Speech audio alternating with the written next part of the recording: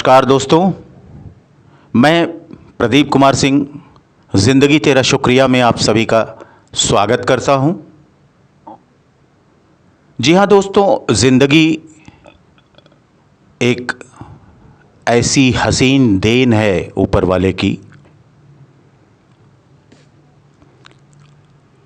जो सबको नसीब नहीं होती।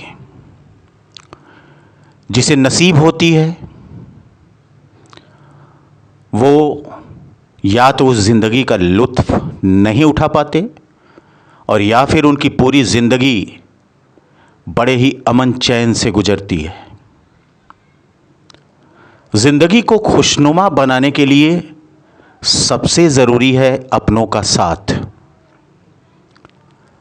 अगर अपनों का साथ है तो एक वक्त की रोटी ना भी मिले तो भी दिल खुश रहता है, आत्मा प्रसन्न रहती है।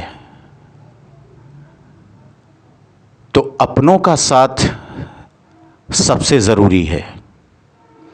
आज इसी तरह की एक ज्वलंत समस्या को लेकर के मैं आपके सामने उपस्थित हुआ हूं। आज की कहानी में इसी समस्या के ऊपर कुछ बातें हमने कही हैं। बड़ा ही ध्यान और बड़े ही सुकून के साथ, शांति के साथ इस कहानी को सुनिएगा। कहानी का शीर्षक है खुशकिस्मत। अरे वाह रीटा, तुम्हारा बंगला बड़ा आलीशान है। बड़ी खूबसूरती से सजाया है यार तुमने। ये कीमती गाड़ी, साड़ी, गहने, नौकर चाकर, बड़ी खुशकिस्मत हो यार। बड़ी किस्मत वालों को ये सब सुख नसीब होते हैं। शिल्पी ने रीटा से हंसते हुए कहा। तभी उसके लिए मेड चाय और 4-5 तरह के स्नैक्स ले आई।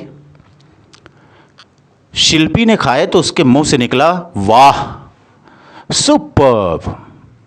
यार तेरी मेड तो कमाल का बनाती है, देखने में सुंदर भी है। कहाँ से ले आई? हमें भी तो बता। अरे ये तो सुधा है, अपने ड्राइवर मोहन की पत्नी। गांव से ब्याह कर लाया था। ऊपर सर्वेंट्स क्वार्टर में रहते हैं। अब वो तो मेरे साथ रहता है शॉपिंग वगैरह के लिए। ये अकेली ऊपर क्या करेगी? सो मैंने उसे सुझाव दिया इसे यहाँ हमारे पास रहने दे। खर्चा पानी तो दूंगी ही, कुछ सीख भी लेगी। अब ये गरीब लोग 4 पैसों के लिए अपना गांव छोड़कर यहाँ आते हैं। मोहन भैया जो मुझे लेकर आए थे, राइट? शिल्पी बोली, हाँ यार बहुत अच्छा इंसान है वो। बड़ी तमीज़ से, बड़ी आराम से गाड़ी लेकर आया। मुझे सामान भी नहीं उठाने दिया। बोला दीदी हम हैं ना, वरना ये ड्राइवर लोग, बाप रे मत पूछो, अपनी सीट छोड़कर दरवाज़ा तक नहीं खोलते। सामान उठाना तो दूर की बात है। सचमुच यार तू बड़ी लकी है। थोड़ी देर बैठने के बाद शिल्पी रीटा से विदा लेकर चली गई। रीटा ये लो तुम्हारा नेकलेस, और हाँ वो मेरे कपड़े पैकिंग कर दिए तुमने? रीटा के पति प्रेम ने बंगले में घुसते हुए कहा। आ गए आप? आइए बैठिए, आज एक साथ लंच करते हैं। मैंने मज़ेदार आलू, गोभी और छोले बनाए हैं। रीटा बोली, तुम खाओ। सामान पैकिंग किया या नहीं? प्रेम बोला, आइए ना यार, ये बेकार के चोंचले मुझे पसंद नहीं, समझी? पहले भी समझा चुका हूं, फिर से कह रहा हूं, तुम्हें जो पसंद हो खाओ। जैसे महंगे से महंगा कपड़ों को पहनो, जेवर, गाड़ी, घर सब कुछ देता हूं। इनके साथ खुश रहो, पर मुझे टोका मत करो। मैं क्या खाता हूं, कब खाता हूं, ये मेरी पसंद है, तुम्हारी नहीं। समय नहीं है मेरे पास इन सब चीज़ों को कमाने के लिए। मेहनत करनी पड़ती है जो तुम्हारी समझ में नहीं आएगी। कहकर प्रेम गुस्से से अपने कमरे की ओर बढ़ गया। रीटा की आंखें भीग आई थीं। शादी के बाद प्रेम ने उसे सब कुछ दिया। इतना बड़ा घर, बड़ी गाड़ी, महंगे कपड़े, गहने, मोबाइल फ़ोन, एलईडी, फ्रिज, मगर समय, कभी समय नहीं दिया। 2 साल हो गए, कभी ठीक से साथ बैठकर खाना नहीं खाया। सुबह उठते ही नहाना, ब्रेकफास्ट के नाम पर चाय पीकर तेजी से निकल जाना और देर रात तक नहीं लौटना। हाँ, इतना तो तय था, उसका किसी दूसरी लड़की के साथ चक्कर वगैरह नहीं था। यहां तक कि वह अपनी सेक्रेटरी से भी उचित दूरी बनाकर रखता था। मगर उसे अपनी पत्नी को तो थोड़ा समय देना चाहिए ना। कम से कम अब तो एक बच्चा। अभी रीटा इन्हीं उलझनों में घिरी हुई थी कि तभी प्रेम बाहर अपना बैग लेकर आया। 4-5 दिन लग जाएंगे, ओके बाय कहकर प्रेम तेजी से निकल गया। खुशकिस्मत यार, रीटा तो बड़ी खुशकिस्मत है। उसकी दोस्त शिल्पी के कहे शब्द अब भी उसके कानों में गूंज रहे थे। हाँ, मैं खुशनसीब हूँ, हाँ मैं खुशकिस्मत हूँ, सब कुछ तो है मेरे पास। ये सब कुछ लोगों के लिए तो ये सब एक सपने जैसा होता है, मगर मेरे लिए ये सब शानो शौकत, ये ऐशो आराम एक हकीकत है, एक खुशनुमा हकीकत। अपनी आंखों को पोंछते हुए वह मुस्कुरा उठी। अगले दिन, सुधा जरा बाथरूम में से मेरा टॉवल लेकर बाहर सूखने के लिए डाल दे। रीटा ने सुधा से कहा। जी दीदी कहकर वह बाथरूम में पहुंची। कुछ ही सेकंड में बाथरूम से आवाज आई, धड़ाम। आह आह, अरे क्या हुआ? रीटा चिल्लाते हुए बोली और बाथरूम तक पहुंची तो देखा सुधा बाथरूम में फिसलकर गिरी हुई पड़ी थी। ओह शिट, मैं पानी निकालना भूल गई थी, रीटा बुदबुदाई। कहीं लगी तो नहीं सुधा? दीदी मेरा हाथ कहकर सुधा रोने लगी। मोहन, मोहन, चौकीदार मोहन कहाँ है? जी मेम साहब, मोहन भैया वो गाड़ी साफ कर रहे हैं, जल्दी बुलाओ। मोहन दौड़कर ऊपर आया। रीटा ने सुधा को उठाकर गाड़ी से तुरंत अस्पताल ले चलने को कहा। मोहन, सुधा और रीटा मेम साहब को लेकर अस्पताल पहुंचा। डॉक्टरों ने तुरंत चेकअप किया, फिर एक्सरे करवाया तो पता चला सुधा का हाथ फ्रैक्चर हो गया है। डॉक्टरों ने उस पर प्लास्टर चढ़ा दिया।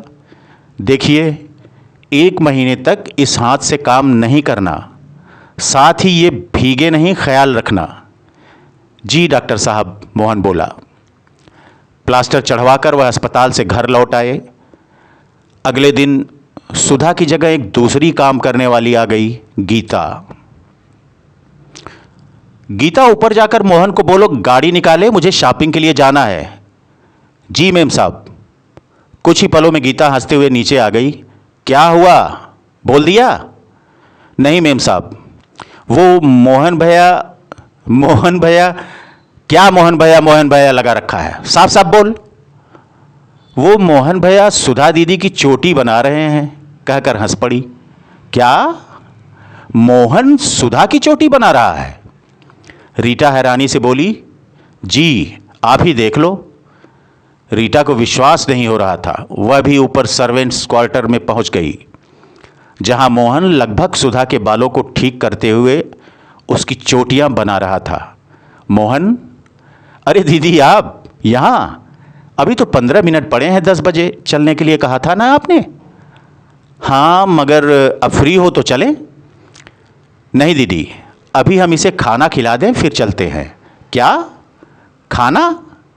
ये खा लेगी, ये कोई बच्ची थोड़े ना है। बच्ची ही तो है दीदी।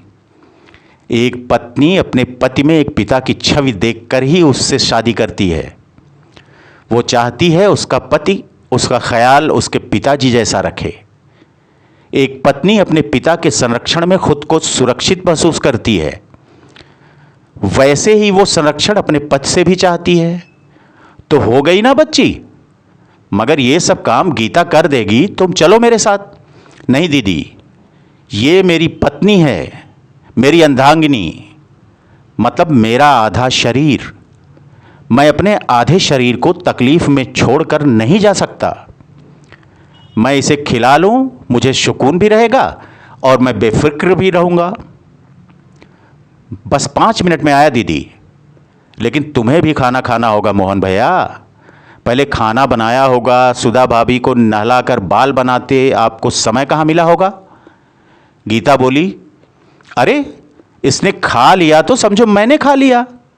कहकर सुधा को देखकर मुस्कुराते हुए बोला, नहीं मोहन, तुम आराम से खाना खाकर नीचे आना, हम 1 घंटे बाद चलेंगे। रीटा बोलकर नीचे की ओर आने लगी। उसके कानों में अब भी उसकी दोस्त शिल्पी के कहे शब्द गूंज रहे थे, खुशकिस्मत, खुशकिस्मत। शिल्पी, खुशकिस्मत वो नहीं होते जिनके पास धन दौलत ऐशो आराम हो।